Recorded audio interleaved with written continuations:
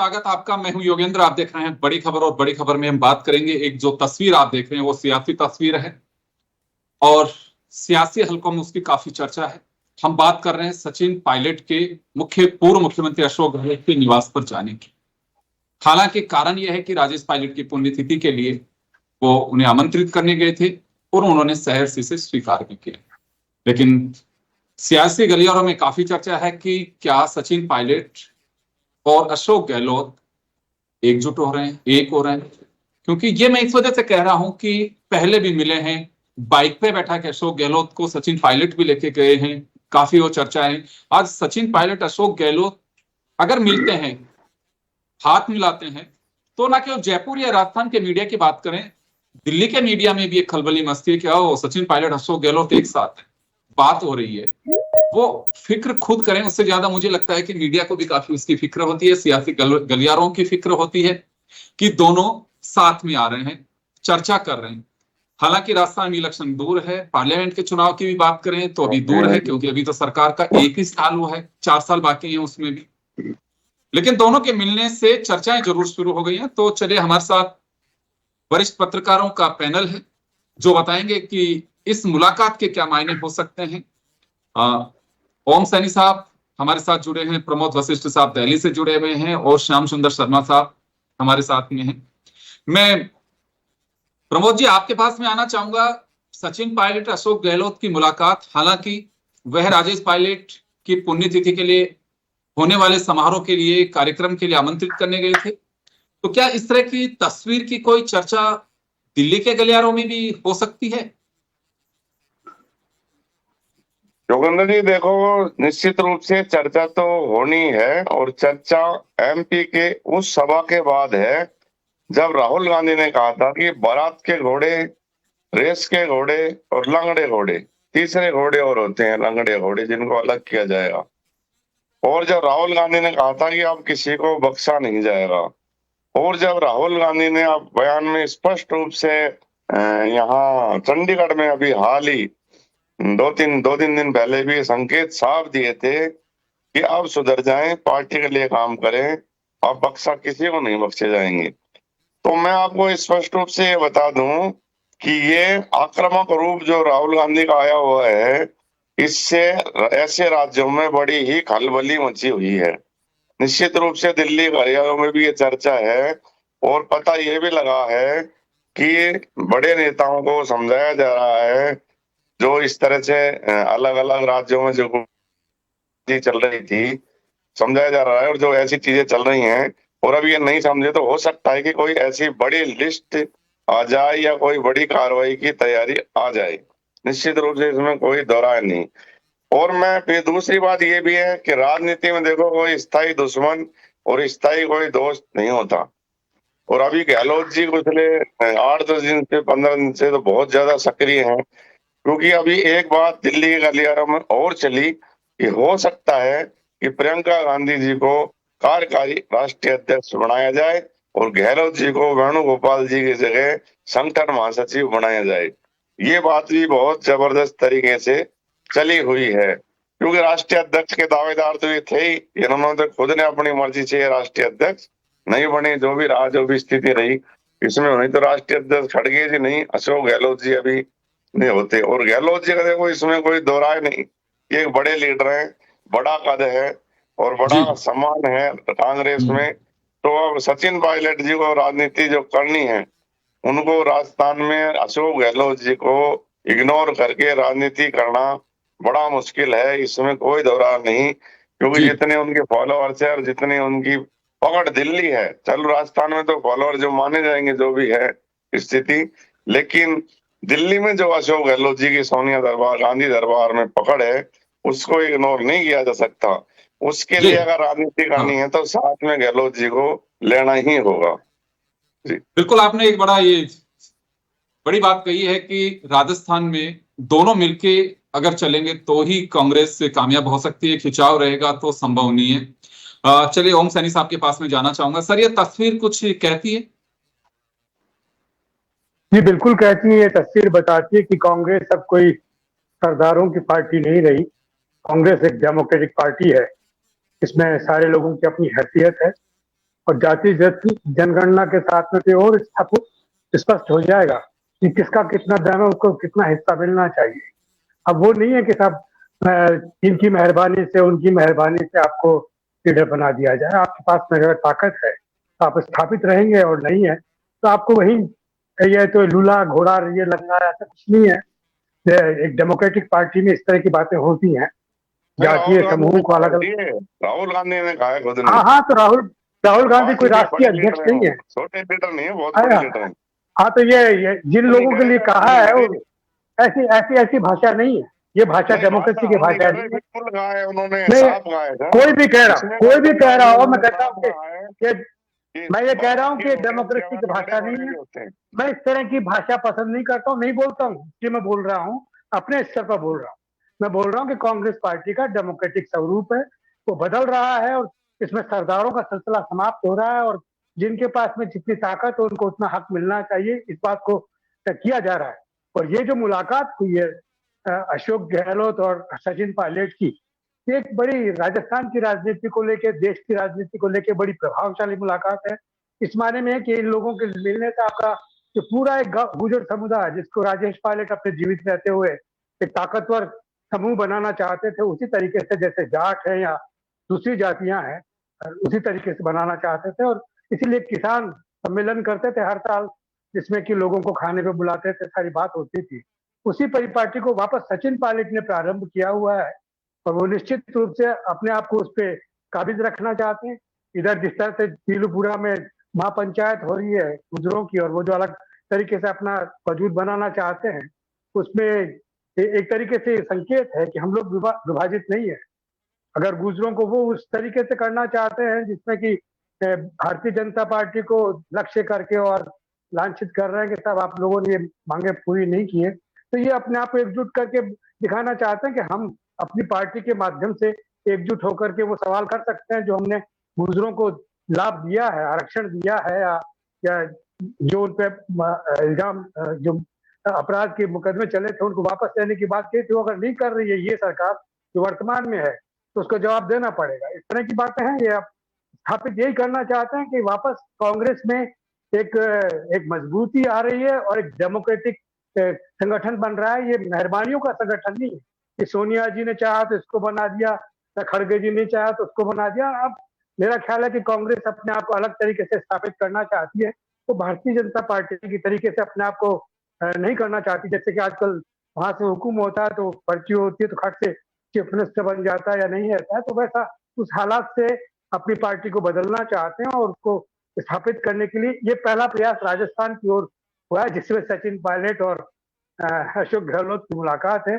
बहाना तो ये है कि राजेश पायलट वाला वो जो फंक्शन है उसमें जाने के, वो निश्चित रूप से मुझे लगता है कि उसमें वो निश्चित रूप से जाएंगे, क्योंकि मुझे तो याद है ये जिस तरीके से सचिन पायलट को जब भारतीय कांग्रेस पार्टी के अंदर एंट्री दी थी 2002 में, और उसके लिए किस किस ने क्या क्या कहा था, कैसे इनको सर पे उठाया था कि ये हमारे नौजवान नेताओं में एक मजबूत नेतृत्व निकलेगा, उस तरह की बात के हालात बहुत अलग किस्म के हुए, और हर गलती कीमत मांगती है। जो एक जुमला है जो राजस्थान की कांग्रेस में चला, और वो पिछले मुख्यमंत्री ने कहा, तो उस जुमले का असर आपने देखा कि एक जगह तो एक गलती हुई तो राष्ट्रीय अध्यक्ष पद गया, दूसरी गलती हुई तो कुछ और हो गया। तो वैसा सिलसिला बन रहा है। तो मुझे लगता है कि अच्छा बात है एक पॉलिटिकल पार्टी के लिए उनका डेमोक्रेटिक स्वरूप निकले। श्याम जी, आपके पास में आना चाहूंगा, बहुत अच्छे से याद होगा आपको, अशोक गहलोत और सचिन पायलट के बीच तल्खियां मुख्यमंत्री बनने के साथ ही थी, उससे पहले से भी चली आ रही थी, क्योंकि पद बहुत महत्वपूर्ण था। इलेक्शन के दरमियान साथ में रहे सचिन पायलट, पीसीसी चीफ थे, उन्हें लगता था कि मैं ही मुख्यमंत्री बनूंगा, लेकिन अशोक गहलोत मुख्यमंत्री बने, और वहीं से इनकी अदावत भी शुरू होगी। आपको ध्यान होगा कि कोविड के दरमियान दिल्ली रोड पे एक होटल में प्रेस ब्रीफिंग की गई थी, और उस ब्रीफिंग का भी समय वही था कि राजेश पायलट की पुण्यतिथि के दरमियान वहां विधायक इकट्ठे होंगे और वो वहां से जा सकते हैं। लेकिन सभी विधायकों को जयपुर बुलाया गया, और जयपुर के बाद में जो कुछ उस तरह का जो परिदृश्य दिखाई दे रहा था, लेकिन एक बार फिर वही समय है। लेकिन यह समय दोनों के बीच की दूरियां पाटने की तस्वीर के रूप में देखा जा रहा है, तो क्या वास्तव में कुछ असर होगा इन तस्वीरों का या फिर मुलाकात का? देखिए योगेंद्र जी, 11 जून को 25वीं पुण्यतिथि है राजेश पायलट की, और जी मुझे लगता है कि राहुल गांधी और खड़गे साहब को भी निमंत्रण दिया जाएगा। ये बात जिस प्रकार से पहली बार ऐसा हो रहा है कि अशोक अशोक गहलोत, जो कि दिखेगा कि बीमार थे इतने, सचिन पायलट मिलना चाहते थे, टाइम नहीं मिला था। लेकिन जिस प्रकार की परिस्थितियों में बदलाव आया है, बाड़मेर में दिल्ली से एक साथ चारों नेता पहुंचते हैं रैली के अंदर, और फिर बातचीत मुलाकात भी होती है, वापस भी चले जाते हैं। लेकिन जिस प्रकार से आज निमंत्रण पत्र देकर के अपने पिता की पुण्यतिथि 25वीं में आने के लिए आग्रह किया है, तो ये मान के चलिएगा कि दोनों के बीच में जिस प्रकार का मनमुटाव था वो दूर होने की स्थिति बन रही है। अगर दोनों के मनमुटाव दूर होते हैं तो उसको पार्टी को निश्चित रूप से फायदा होने वाला है। आने वाला है पंचायतों का चुनाव ले लें, शहरी निकाय का चुनाव ले लें, और जो 21 से 99 की गिनती पर लाने वाले सचिन पायलट अगर अशोक गहलोत से मुलाकात करके एक नया आयाम देना चाहते हैं पार्टी को, तो एक बड़ी बात है। और 11 जून तक का इंतजार कीजिएगा, क्या राहुल गांधी उस समारोह में आ सकते हैं, या खड़गे साहब जो भी आना चाहेंगे आएंगे, क्योंकि एक बड़ा आयोजन जिस प्रकार का हो रहा है, और अशोक गहलोत ने जिस सहजता के आधार पर कहा कि मैं और राजेश पायलट 1980 में एक साथ पार्लियामेंट में गए, तो जब अगर ये बातें याद दिलाते हैं, और 18 साल तक हमने काम किया साथ। और ये बात भी सही है कि ओम जी सही कह रहे थे कि महमूदों के बाग में जब सचिन पायलट को कांग्रेस ज्वाइन कराई जा रही थी, तो गिरजा व्यास प्रदेश अध्यक्ष थी, तो रमा पायलट ने कहा था मैं अपने पुत्र को आपको सौंप रही हूँ। तो उस तरह का नजारा भी जब अमरूदों के बाग में और देखा गया गिरजा था। व्यास ने भी एक बात कही थी कि सचिन, एक बात मैं जरूर कहना चाहूंगी कि राजनीति बहुत पथरीला और कांटों भरा सफर है जिसे तय करना है।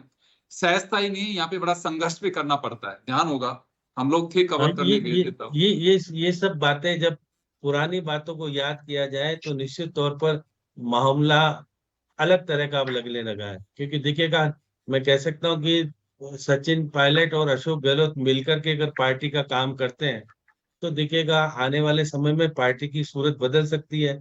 और हमेशा से 5 साल कांग्रेस, 5 साल बीजेपी, अब आने वाले समय में कौन आएगा पता नहीं, कुछ कह नहीं सकता। लेकिन जिस तरह का सिनेरियो आज सहजता से गए बैठ करके आओ भगत, और जिस प्रकार से मिलने जुलने का जो सिलसिला देखा गया, उसे स्पष्ट होता है कि अब देखिएगा गोविंद सिंह डोटासरा और प्रतिपक्ष के नेता टीकाराम जूली की जो गठबंधन चल रहा था वो तो चलेगा, कोई बात नहीं, लेकिन गठबंधन का जो श्रेय जिस प्रकार से देखिएगा कि कहा था अशोक गहलोत ने कि मानेसर की देन है गोविंद सिंह डोटासरा, तो अब मानेसर को पुराना याद किया जाए। पहले देखिए, वो जो आप कह रहे थे कि मैं भी गया था मेरिट होटल में जहां पर प्रेस कॉन्फ्रेंस हो रही थी, सचिन पायलट का इंतजार किया गया उस प्रेस कॉन्फ्रेंस में कि सचिन पायलट आएंगे तो बातचीत शुरू होगी। तो पुराना सिलसिला निश्चित तौर पर आपसी मतभेद का तो नहीं था, थोड़ा बहुत मनमुटाव तो था। ये बात सही कि राजनीतिक तौर पर एक जाजम पर बैठ करके, अब देखिए पिता तुल्य है, पहले भी कहा है सचिन पायलट ने कि अशोक गहलोत मेरे पिता तुल्य है, वो चाहे कुछ भी कहें मैं उनको कुछ नहीं कहूंगा।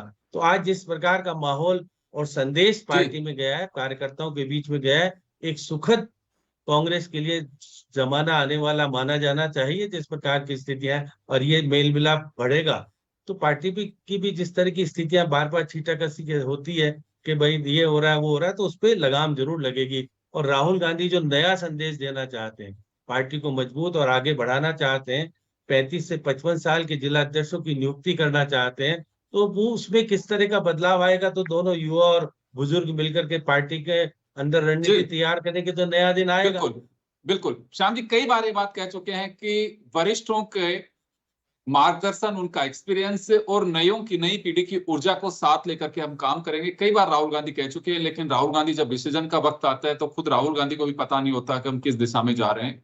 खुद को भी उनको जो कही चीजें उन पर गौर करने की आवश्यकता है। मैं प्रमोद जी आपके पास में आना चाहूंगा। देखिए, ये एक पारिवारिक कार्यक्रम, उनका खुद का अपना प्रोग्राम है, उसमें जाने के लिए हामी भरी है, बड़े स्तर पे वो करना चाह रहे हैं क्योंकि 25वीं पुण्यतिथि है। लेकिन क्या लगता है आपको कि ये बर्फ पिघलेगी? क्योंकि अशोक गहलोत भी जिस तरह से सक्रिय दिखाई दे रहे हैं और सचिन पायलट भी चाहते हैं कि राजस्थान का मुख्यमंत्री बने, ये सोच है अपनी अपनी। अभी भजन लाल अपनी सरकार चला रहे हैं, आगे क्या होगा कहना बहुत मुश्किल है, लेकिन एक जो सोच होती है, तो ये बर्फ कहें या फिर दोनों के बीच के डिफरेंसेज कहें, ये दूर हो पाएंगे इन तस्वीरों से? तो योगेंद्र जी, इस समय क्या है, इस मुलाकात में स्वार्थ छिपा हुआ है। ये जी। कोई मुलाकात प्यार मोहब्बत की मुलाकात नहीं है। राइट। इसमें आप देखिए, पिछले कुछ एक पखवाड़े से राजस्थान में जिस तरह के हालात हुए हैं, हनुमान बेनीवाल ने निश्चित रूप से एक मोर्चा खोला, वो भी इसमें कड़ी जुड़ी हुई है। हनुमान बेनीवाल ने राजपूतों के खिलाफ जो बयानबाजी करी और ये कहा कि जो असली उन्होंने युद्ध लड़े, असली संघर्ष किया, उसमें गुर्जर भी हैं, जाट भी हैं, गुर्जर हैं, यादव हैं। और राजेश इसके क्या नाम है, सचिन पायलट की बुराई करी। सचिन पायलट के उन्होंने कहा कि सचिन पायलट ऐसा लीडर है इसमें कि ये दूसरे युवाओं को उठने नहीं देता, ये खुद ही खुद को चाहते हैं कि मैं उठ जाऊं। तो अब ये जो उनको फिर गुर्जर प्रेम भी इनकी चर्चा होने लगी, हनुमान बेनीवाल की गुर्जर जाति में भी, यादव में भी होने लगी कि हमारे लिए बोल रहे हैं। तो ये कि स्वार्थ का समझौता अभी फिलहाल लग रहा है निश्चित रूप से, क्योंकि चुनाव में अभी 4 साल है। अभी सोच रहे हैं कि चलो अब जमीन को मजबूत की जाए। और चर्चा राजस्थान में ये भी चली है कि प्रदेश अध्यक्ष और शायद बदला जाए, वरना तो उनको सचिन पायलट जी को यही पता है, जिस तरह से चर्चा दिल्ली का लिया रहे, मैं सच्चाई क्या है मुझे पता नहीं, लेकिन जिस तरह से टीकाराम जूली वो बने विपक्ष के नेता वहां बने, तो उसमें भी गहलोत जी का तो योगदान रही है, बड़ी है। भंवर जितेंद्र जी के ऊपर, भंवर जितेंद्र जी को आप कहाँ छोड़ोगे?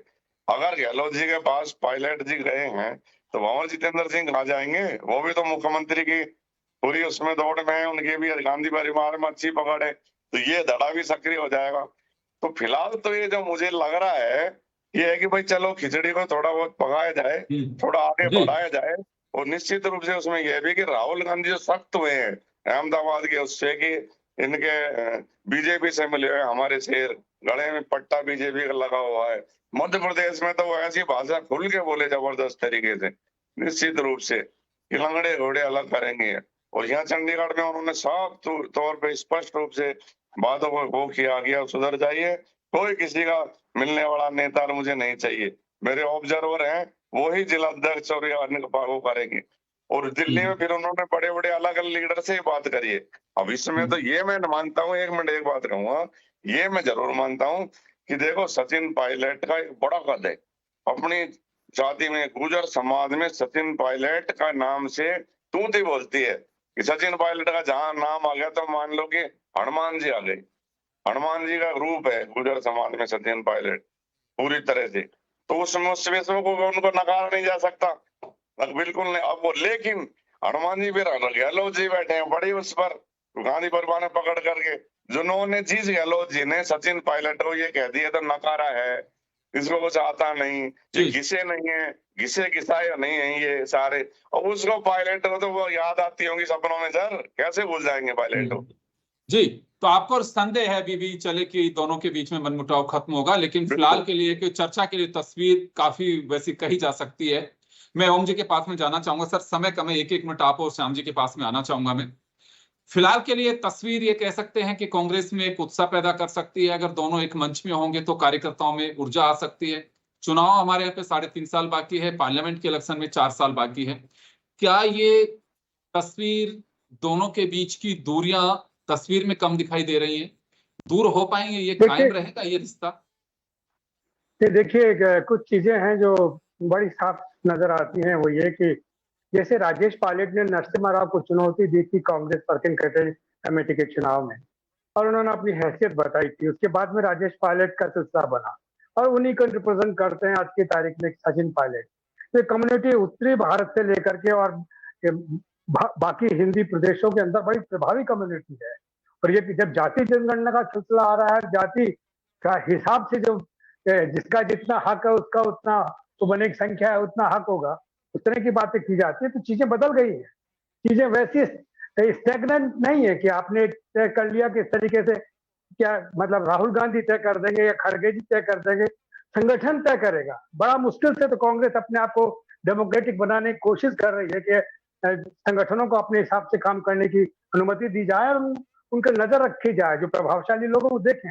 तो मुझे लगता ही है कि ये जो आज एक बात हुई है, और अगर इस किसान पंचायत में जो राजेश पायलट ने बनाई थी और जिसकी उस पुण्यतिथि पर ये सब हो रहा है, अगर ये सब लोग इकट्ठा होते हैं तो एक मैसेज देना चाहिए। मैसेज देने का पूरा उत्तरी भारत में बड़ा मजबूत जरिया है, जिसको क्यों त्यागेंगे? क्योंकि पीलूपुरा से जो लोग मार्च करने जा रहे हैं, जो एक धड़ा है जो नाराज है, जो कह रहा है कि आरक्षण का हिस्सा नहीं मिला है और वो लोगों के मुकदमे नहीं हटे हैं, उनको रेस्पॉन्स क्या मिलता है और साथ साथ में इसको रेस्पॉन्स क्या मिलता है जो ये करने जा रहे हैं? ये अपने आप में देखने की बात होगी। दोनों पॉलिटिकल पार्टीज, इधर भारतीय जनता पार्टी भी अपना तो सब स्वरूप देख रही है फैसला के माध्यम से क्या होता है, और इधर कांग्रेस अपना काम कर रही है। जी चलिए, मैं श्याम जी आपके पास में आना चाहूंगा। ये तस्वीर कितने समय तक कंटिन्यू रह सकती है और दोनों के बीच की संदेह है या वक्त के साथ में चीजें बदल सकती है? मैं एक बात अक्सर कहता हूं, राजनीति में कोई किसी का स्थायी विरोधी और किसी का मददगार या दोस्त कहूं तो नहीं हो सकता। दोनों अलग अलग होते हैं, कभी कोई स्थायी नहीं होता। कोई आज डिफरेंस है, कल हो सकता है कि दोनों दोस्त बने। देखिए योगेंद्र जी, निश्चित तौर पर जिस प्रकार का माहौल में अगर कोई निमंत्रण देने जाता है, उसे स्वीकार किया जाता है, तो एक लंबी चीजों को सोचना चाहिए कि पार्टी में अभी तो सत्ता लाने की बात है ना। मुख्यमंत्री का फैसला आज तो कुछ होना ही नहीं है। होना ये है कि आप सत्ता में आएंगे कैसे। अगर ये चुनाव से पहले, पंचायत चुनाव और शहरी निकाय से चुनाव से पहले दो बड़े नेताओं का मिलन होता है और ये सिलसिला सुखद माना जाना चाहिए पार्टी के लिए। मैं तो कह सकता हूँ कि ये आने वाला कल कांग्रेस के लिए मजबूती देने का काम करेगा। अब भाई अशोक गहलोत भी चाहते हैं कि उसके बेटे स्थापित हो, खुद तो स्थापित हो लिए। अब वैभव गहलोत के लिए सचिन पायलट अगर रुख सही रखेंगे तो आने वाले समय में वो कह भी कहते कि मैंने महामंत्री बनाया था, मैंने ही पार्लियामेंट का चुनाव लड़वाया था।